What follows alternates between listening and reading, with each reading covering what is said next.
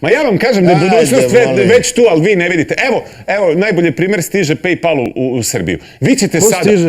PayPal. I sad gledajte, vi ćete iz udobnosti vaše, znači, fotelje kućne, onako, sedite, jednim klikom naručivati sve što vam treba izraditi. Vi ne, ma kako god hoćete, vi nećete više morati da idete u prodavnicu, jer PayPal stiže. Pa šta ti meni pričaš? Pa, stiže. Pa ja znam tog Palapeja. On je iz Gložana. Dolazio na vašeru Rumi. Bože, Dragane, kako je čovek imao lepe guske. To je belo kao anđel. Kako bi ne reći? Nije,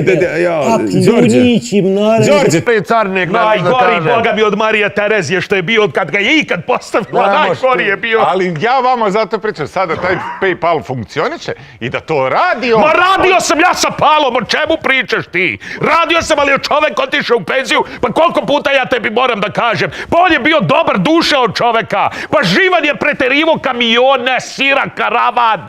Kamione sira njemu da kotur i da mu kutiju morale, ovaj samo pali jajte.